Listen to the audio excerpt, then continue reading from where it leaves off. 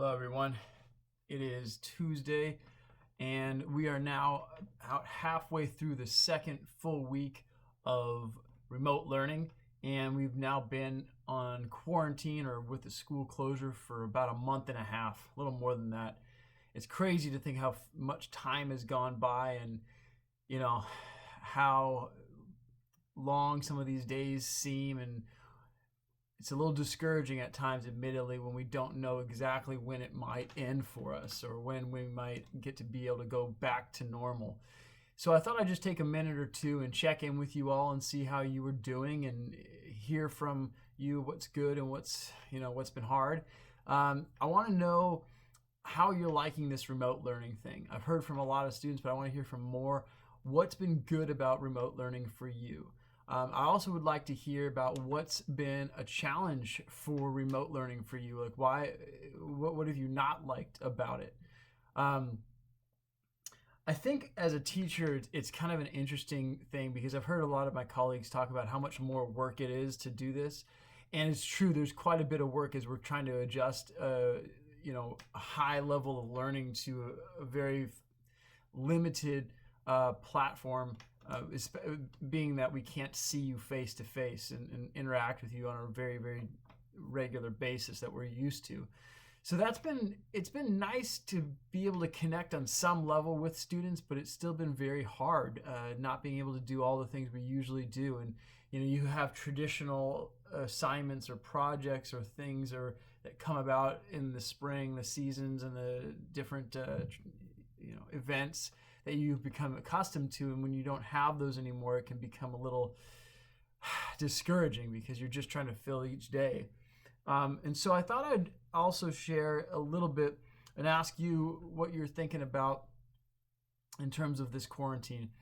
I know for me, there can be days where you get to the point where you need so badly to get out of the house. Like the other day, my wife and I grabbed the kids and we all got in the car and went out to just pick up takeout food. Like, it was such a non-event, but because we had been in the house for so long, it was nice, But I also was thinking about like how important it is for you, in order to maintain some level of sanity, to really get some kind of routine in your life.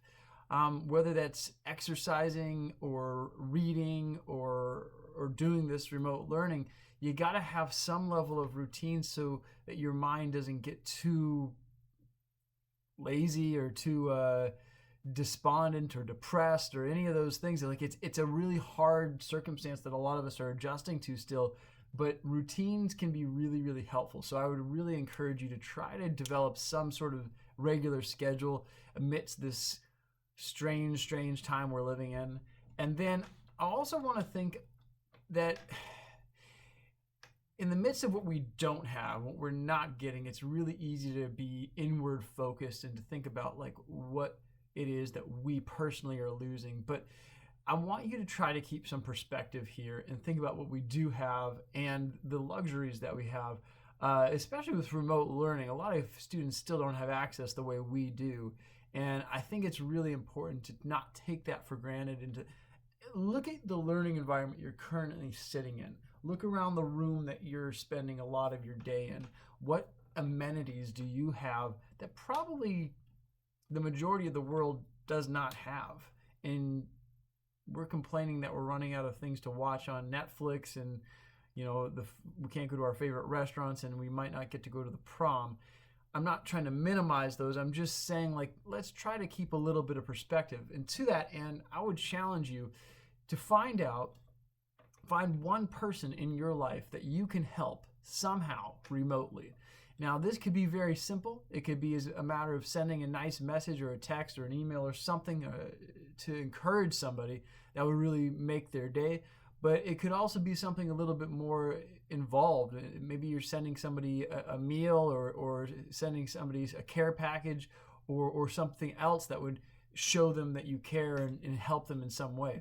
It could be somebody you know, somebody you're close with, or somebody who's a stranger to you. Perhaps you're sharing something with first responders or people who are working at the grocery stores or who are a little bit more exposed to this virus than you and I might be.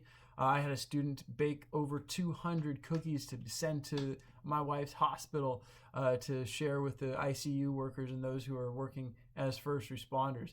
Just one, a pretty big way, but there's a lot of ways you can actually give back and help others. So I would encourage you to do so. I want to hear from you. I want to know how you're doing, and tell me what I can do to help you. What would it do? What can I do from my humble home here at Menenberg Manor to help you during this quarantine time? Anyway, just a few minutes. I hope I haven't taken up too much of your time. Please comment, send me a message, let me know what I can do for you, and we'll be talking soon. See you later.